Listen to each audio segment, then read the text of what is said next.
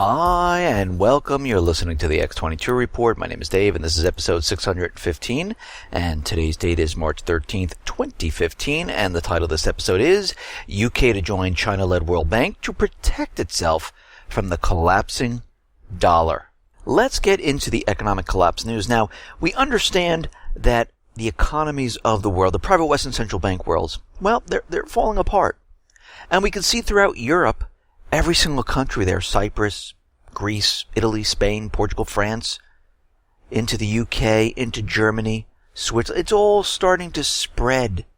And we can see that each economy is a little bit worse than the other, but it's all starting to spread. It's like a domino effect, and it's reaching every single country. We see Canada and Australia seeing the same thing occur. In Canada right now, their unemployment rate has ticked up by 0.2 of a percentage point to 6.8%. Again, we understand that in Canada, if the economy was so great, why would Target close every single store and get rid of 17,000 people? It makes no sense. There'd be no reason to do this if the economies are doing as well as the government people are telling us they're doing. But guess what? They are not. And this is how we can tell. Because every time they tell us that things are getting better, we see more and more retail stores close. Well, if people had jobs, they'd have money. If they had money, they'll go out and spend. But we're not seeing this, and this is why we see what is going on here, that we're in this collapse type of situation. Of course, the corporate media, the government, and everyone else, they don't want to acknowledge this, not until they're absolutely ready. And of course, they're going to use many scare tactics when the collapse does occur. Remember back to 2008, all the scare tactics they were using to convince people they need to do what they wanted them to do. They're going to do the same exact thing. They might even tell you, listen, we're closing all the banks, which we know they're going to do because they have the bail-in documents, and this is in your best interest to give us all your money, to save the economy. It's the American way. You should be doing this to help your country. And we can definitely see this is the tactic that they might use. We see the U.S. Producer Price Index fell 0.5% on month in February against expectations of a 0.1% rise, the biggest drop on record since 2009. In February, nearly 30% of the decline in the index for final demand services can be traced back to fuels and lubricants, and we understand that this fell by 13.4%. And again, as the prices of fuel come down, we see that prices on food will come down because we use fuel to harvest the crops, we use fuel to transport, and if it's lower cost, the prices will come down a little bit. Now, what's very interesting is they took down a small amount and not the amount that you would think, since our gas prices have come down so much. UPS, on the other hand, since fuel prices have come down, they decided to add an extra fee on home delivery, and that is because the holiday season was a bust for them, and they didn't make the profits they thought they were going to make. We see that the Umich survey of consumer sentiment tumbled from 95.4 to 91.2. They were expecting a rise of 95.5. I'm shocked people don't believe us. The economy's not getting better. We keep telling them we're in a recovery. And we can see that people are starting to realize that things are not that great. Of course, they're blaming this on the weather. The weather is the problem, and this is why people feel like this. Out in Iceland, we see they've made it official. Iceland has dropped its bid to join the European Union, and they said participating in EU talks isn't really valid anymore due to changes in the European Union and because it's not in line with the policies of the ruling government to accept everything that the last government was willing to accept. And they are back to square one. And again, you have to remember, Iceland pretty much jailed a lot of their bankers. They revamped their system. They got rid of their private central bank system where it's controlled by the main central bank, the Fed, the Rothschilds. And we can see that their country is actually doing pretty well. So we should expect the United States government central bankers to maybe have a regime change in Iceland to make them join the EU or something like that. Because this is what we've seen in the past. Now, we understand, because we spoke about this yesterday, China is in talks with the IMF to become a reserve currency. And we know that nations around the world are hedging their bet and making sure they're protected against the dollar collapse. And we see they're making bilateral trade agreements, they're setting up trading agreements, and we see right now that the United Kingdom announced that they would be applying to join the Chinese-led Asian Infrastructure Investment Bank as a founding member. The soon-to-be live Chinese International Payment System, CIPS or CIPS, will provide a way for banks to transfer funds to one another without having to use the U.S. banking system. It's almost like the Russian system that they've created. China is also the ringleader behind both the BRIC Development Bank and the New Development Bank, the NDB, as well as the Asia Infrastructure Investment Bank. Both of these are multilateral development banks that aim to end the dominance of the Western-controlled World Bank and IMF. This is a massive, embarrassing blow to the United States and to the future of the U.S. dollar. Even America's own allies have supported this anti-dollar movement. They're all protecting themselves. I mean, last summer, French finance minister explained to reporters how completely unnecessary it was for a European aircraft manufacturer to sell jets to European airlines using the U.S. dollar. You have to remember, every time they use the dollar and it goes through the central banking system, they get a piece of the action. And this is why they want everything done in the dollar. Plus, it makes more and more countries keep the dollar in reserves, and the central banks get a piece of the action every time a transaction is made, multiple times. And we see a senior U.S. official express concern over the British decision that they didn't even consult us. How did they just come out and why did they just do this? And they said, we are wary about a trend toward constant accommodation of China. And this is coming from a U.S. official. And we understand that other countries do not have to consult with the U.S. when they're making a decision about their country. What happens is, in an endgame, every country protects itself. And we can see this happening.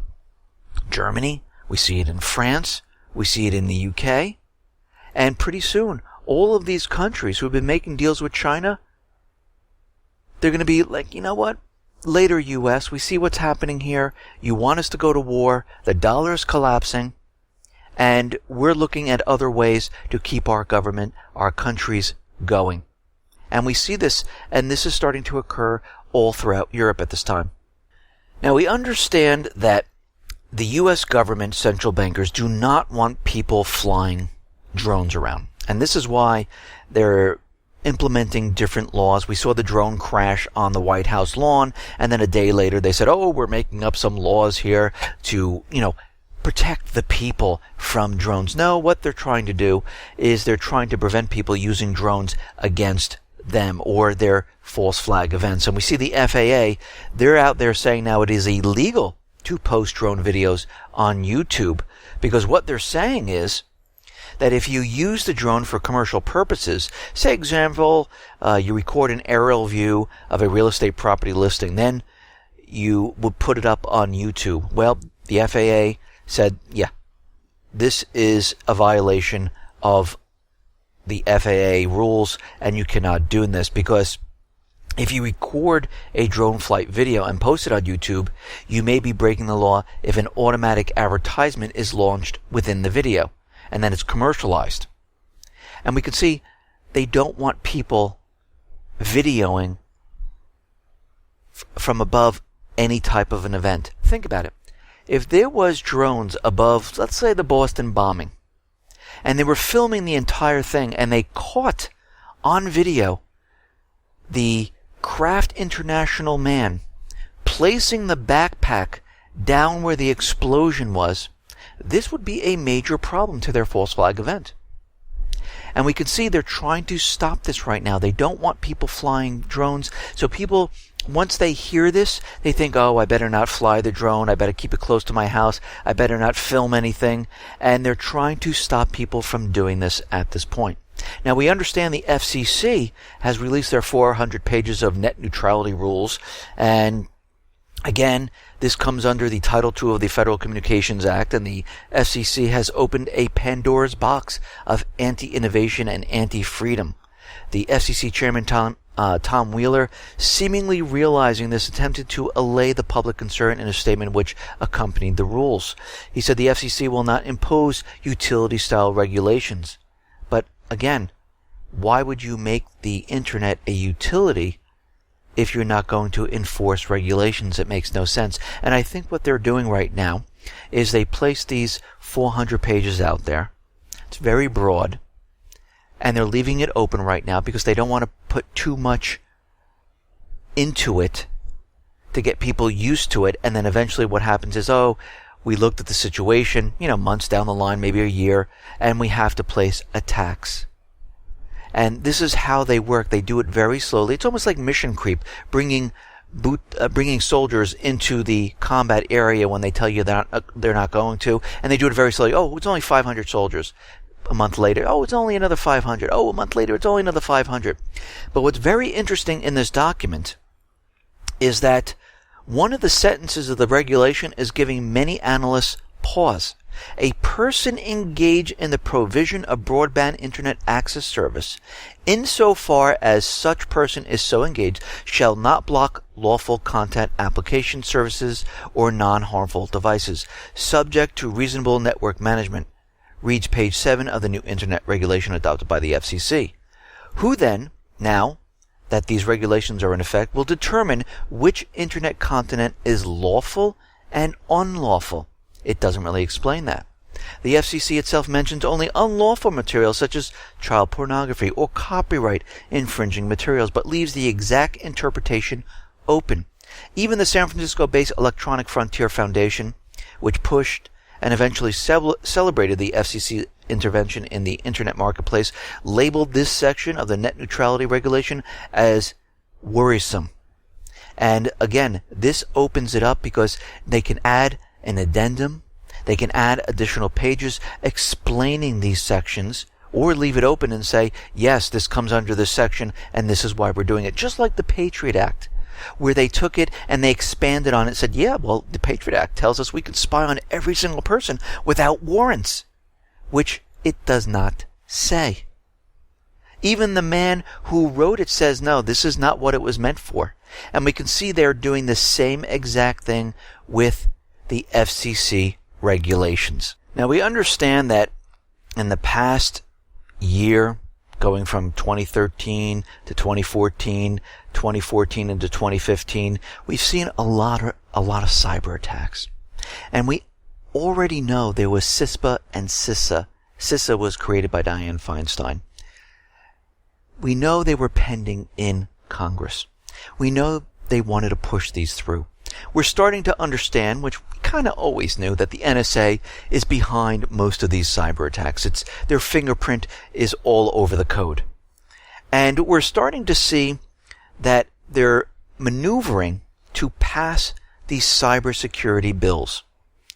The 14-1 vote in favor of the Cybersecurity Information Act was the last hurdle for the bill on the way to a full Senate vote.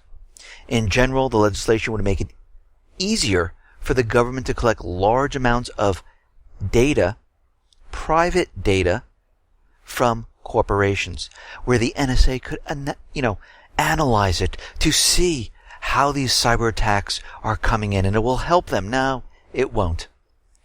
Knowing my bank account, knowing my shopping habits, knowing my emails, my information is not going to help whatsoever. And we can see that the bill right now removes any liability from companies when they provide the government with the information.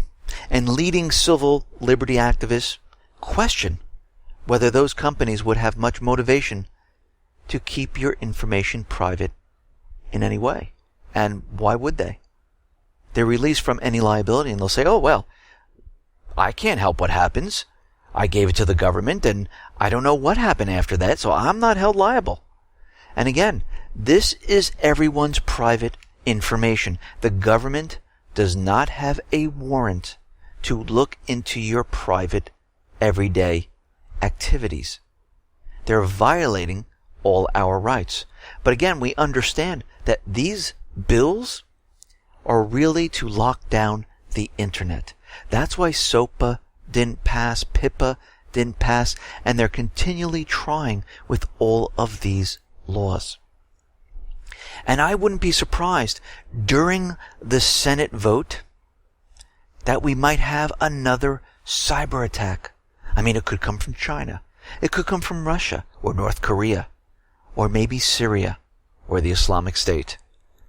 And we're going to have to watch that very carefully. And if we do see another cyber attack during that exact period of when they're going to vote, we know, which we already kind of know already, that they're doing this to push this through. They do this a lot with a lot of bills.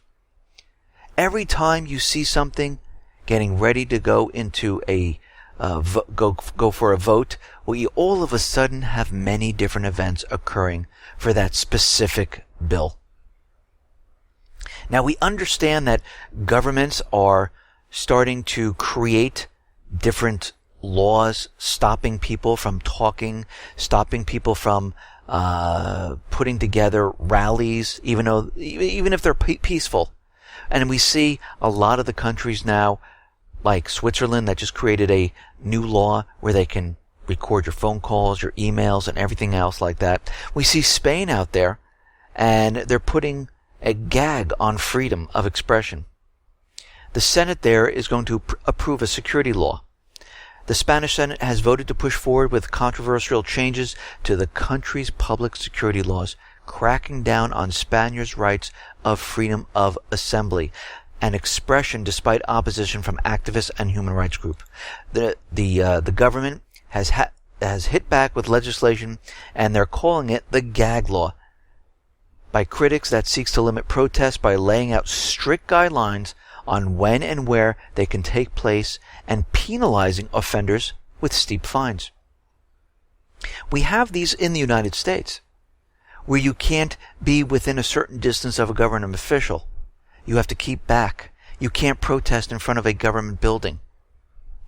The legislation includes up to 600 euros for failing to notify authorities about demonstration in public areas, even in the case of peaceful protests. Once they approve you, you're allowed to have your protest. But if you veer off your itinerary that you set up with the government, you could face fines of up to 600 euros. The fines climb up to 30,000 euros if there's disturbances during the rally. And if you're near any type of parliament or government building and all of a sudden things get out of hand, each person will be fined. You see what they're doing. They're trying to convince you in Spain that you really can't protest. And if you're upset with the government, don't get angry. Don't veer off your itinerary that we approved. So this makes it impossible for people to go out and force the government out of where they are. You can't get angry. You can't riot. You can't move closer to the building. You can't add additional people to the protest because it was approved for a certain number of people. And you can see they're trying to convince everyone that you can't do this. You don't have freedoms anymore. And the government's going to control you. We see this in Saudi Arabia already. We see it in United Arab Emirates. We see it in Turkey. And now we're starting to see it in Spain. We're seeing it in France. Australia has similar laws. Canada is voting on some type of similar laws. And the United States has it. The UK, they're all doing it because they need to control the people. That's what it comes down to. Control. And we see that the central bankers, they need regime change. And we can see they're going after many countries at this point. And a lot of these countries, actually I would say most of them, have a huge amount of oil deposits. In Brazil, the Americans are trying to implement the scenario of the Latin American Spring, similarly to what they do in other sovereign countries in the region, like Argentina and Venezuela. On March 15th, about 20 organizations will take to the streets of Brazilian cities under the auspice of opposition for nationwide protests against the Worker Party and its leader, Dilma Rousseff. CIA's plot against Dilma Rousseff. The reasons for which Washington wants to get rid of Dilma are easy to understand. She signed the agreement about establishment of the new development bank with the initial registered capital worth about $100 billion reserve fund, as well as additional $100 billion. It also supports the creation of the new world reserve currency. She also prevented the U.S. major oil mining companies to come into Brazil. In May of 2013, U.S. Vice President Joe Biden, he went to Brazil to visit them, to convince Dilma Rousseff to grant U.S. companies access to the Brazilian oil fields. Biden returned with nothing. Right after that, what do we see? Well, we saw protests. And this is how a color revolution is implemented. Step 1, processing public opinion on the basis of real disadvantages, promoting discontent through the media. Step 2, demonizing authorities through the manipulation of prejudice, saying, for example, that all Brazilians are all corrupt. Step 3, working on the street, channeling conflicts, promoting the mobilization of opposition, developing combat platform that embrace all political and social demands, compiling all kinds of protests, skillfully playing on errors of the state. Step 4, combining different forms of struggle, organizing pickets, and symbolic capture of state institutions. Psychological warfare in the media, and promotion of clashes with the police to create an impression of uncontrollability, demoralizing the legitimate government and law enforcement agencies. Step 5, staging an institutional coup on the basis of street protests, calling for the president's resignation. And we see this being done in every single country. In Venezuela, they are doing this right now. The White House on Monday announced the imposition of new sanctions, as we know. And it was about human rights. But is it really about human rights? Because as we look, Egypt, Saudi Arabia, United Arab Emirates, Turkey, they're doing the same things or worse, and they haven't said a word. Nothing. So this really has nothing to do with rights right now. Basically what it has to do with is the oil in Venezuela. And they're doing the same thing that they're doing in Brazil, to Venezuela, and to Argentina. And we can see Moscow is very concerned about the new sanctions against Venezuela. That this is not going to help any of the situation in Venezuela, in South America. We see it's going to make it worse for the entire area. Well, this is exactly what the U.S. government central bank wants. They want a regime change. They want these countries. And we see the Venezuelan foreign minister, Delcy Rodriguez, has said the U.S. is laying a legal groundwork to wage a war against the South American country. The administration of U.S. President Barack Obama is seeking congressional approval to attack any country that doesn't serve its interests. How do they do this? Wherever the Islamic State is, that is where the United States can go.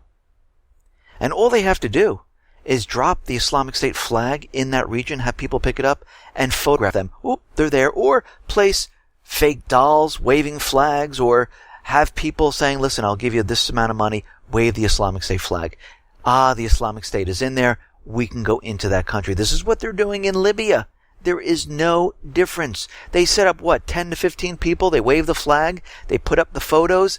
And everyone is convinced the Islamic State is there. What they don't realize, no, it is the people taking back their country. And that was a photo op to convince us that the Islamic State is in this country. And they're doing the same exact thing in all of these countries. They want regime change.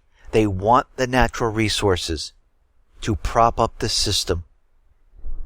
Now, out in the Pacific, we see China is telling Japan, listen, maybe you should not change Article 9 of the Constitution. I think you should remain a pacifist nation. And we have to understand that Japan right now cannot be the aggressor. They can't come to the aid of another country who needs assistance. And China right now is saying that, you know what, by changing this, this is not the path to peace. This is the path to war. And they're trying, and they've been trying this for quite a while. Abe wants to change the law, allowing it to offer logistical support to foreign allies in conflicts abroad. They want to join in the Islamic State fight. They want to join in to the wars in Africa. They want to join in to Ukraine. And China is saying, listen, this is not the way to have peace. And again, Japan doesn't want peace. They realize what's coming. They understand what's coming. And this is why they're trying to change. Now, out in Ukraine, we see Poroshenko is still out there. He wants the United Nations for peacekeeping. He wants it. He wants these peacekeepers to go into the southeastern section. But again, this is not along with the Minsk agreement. Actually, why doesn't he just follow the Minsk agreement? Wouldn't that just be easier? But again, they don't want to follow that.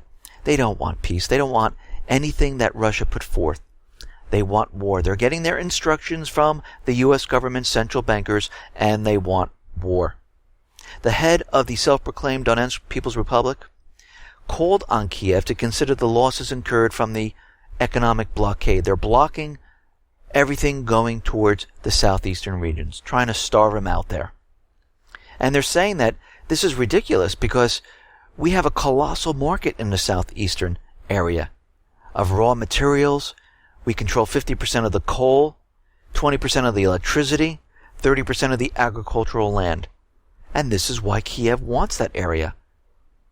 We've heard from many of the government people in Ukraine that they would love to have each one of these regions, all the people there die, so they can take it over. We see that Kiev right now is not abiding by the Minsk agreement.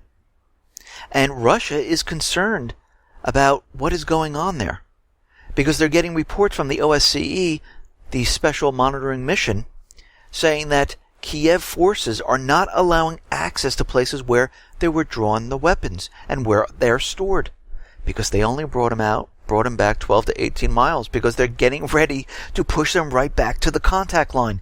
They don't want to tell the OSCE this. And this is why they're not allowing them in their area. The heads of the Donetsk and Lugansk area in the southeastern area are appealing to Angela Merkel and Hollande, saying that Kiev is sabotaging the Minsk agreement. They're not abiding by it, and they want them to step in to say what is going on here.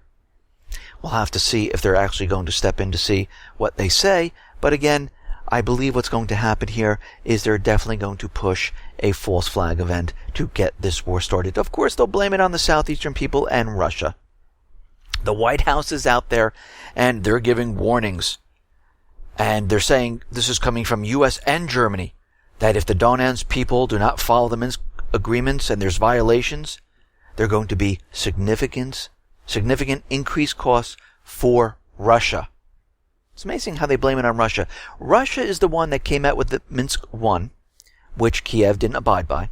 Then they came out with Minsk 2, and they had Germany and France help out with the situation. And they're trying to promote peace, while the US, UK, and other nations didn't do anything.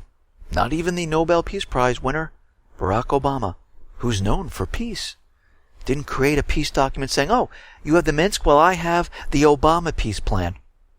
And look, it's much better than yours. Nothing. They just keep giving warnings over and over and over. And this is why we need to be worried at this point, because the FBI, and you know wherever the FBI goes, some type of false flag occurs.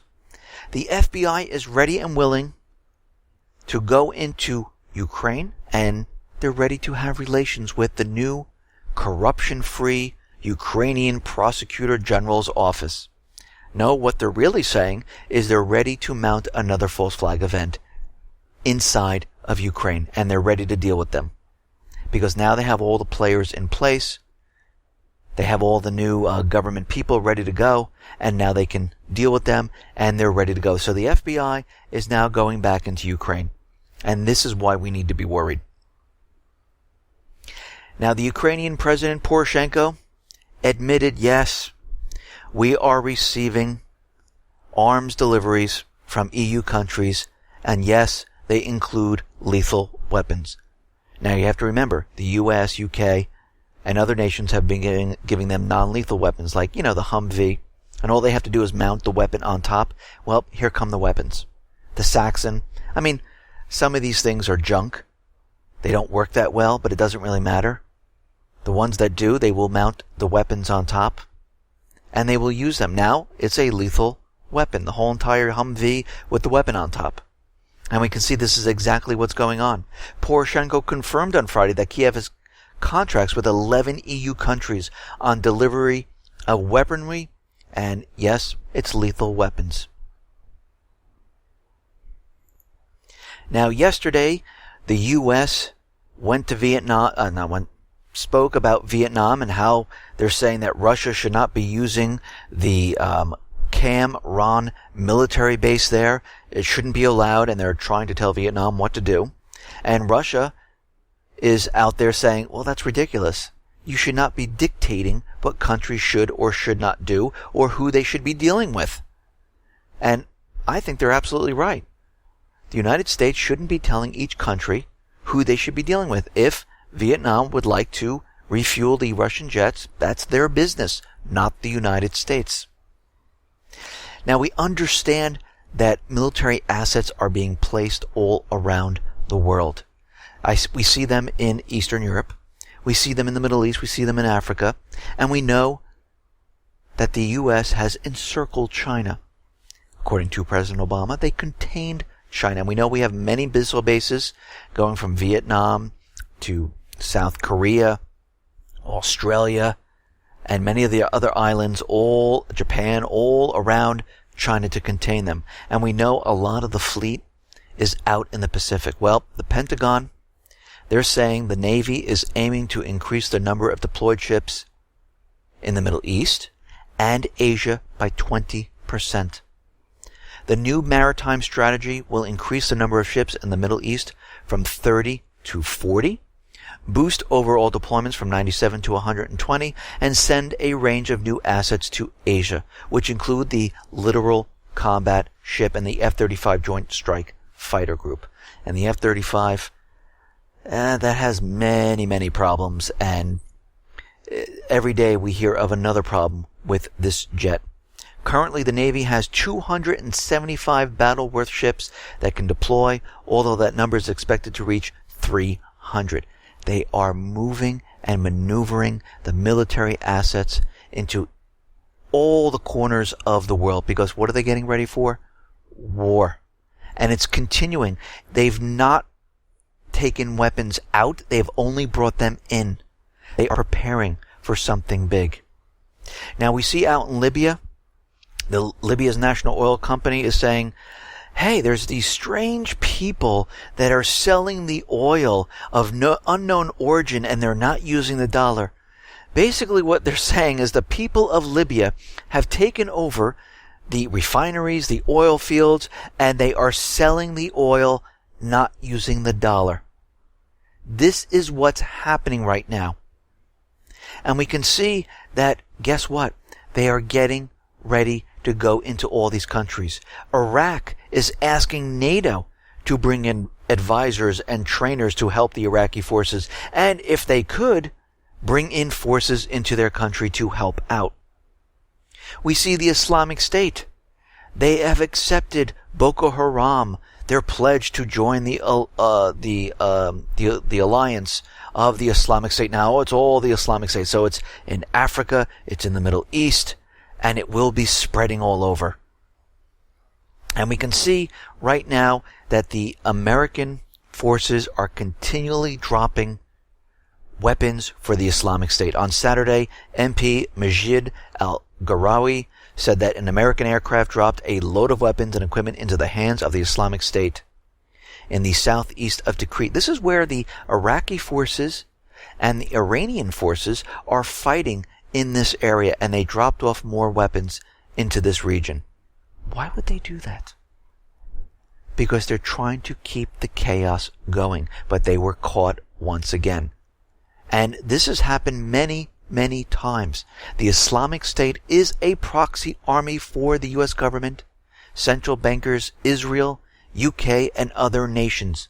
They are using them to create chaos in this region. Why? Because they want to bring in troops into the Middle East, because they are losing control of the puppet governments. And this is why the president right now created the authorization for war. And this is why they're pushing it. We see Kerry. We see Carter, Ashton Carter, talking about the authorization for war. And they said something very interesting, that the campaign against the Islamic State may extend to the terror group's affiliates, such as, like Libya. That's very interesting, because now they're selling the oil, not using the dollar. Nigeria. They've been trying to get into Nigeria for quite a while using Boko Haram, and all of a sudden Boko Haram decided to join up with the Islamic State. And if we need to, we might have to go into Yemen and Lebanon and other nations, because the Islamic State is everywhere. Now we see the U.S. is sending $70 million in non-lethal aid to the Syrian opposition. This brings the total up to about $400 million at this time. We are getting ready for a major offensive. They need the authorization of war passed. Right now, Congress is leading the other way. To get them moving in the proper direction, I am sure the CIA, the FBI, the central banking system has something planned out to make Congress see the light with some type of special false flag event. And we're going to have to be watching this very carefully. Now, it might not happen in the United States. It could happen throughout Europe. Or it could happen here to really convince them. And we're going to have to watch this very carefully. And we see they're getting prepared for this because a U.S. general is saying that the Islamic State is recruiting via the Caribbean and in South America. And they could be coming up through the Caribbean into the United States, right over the border.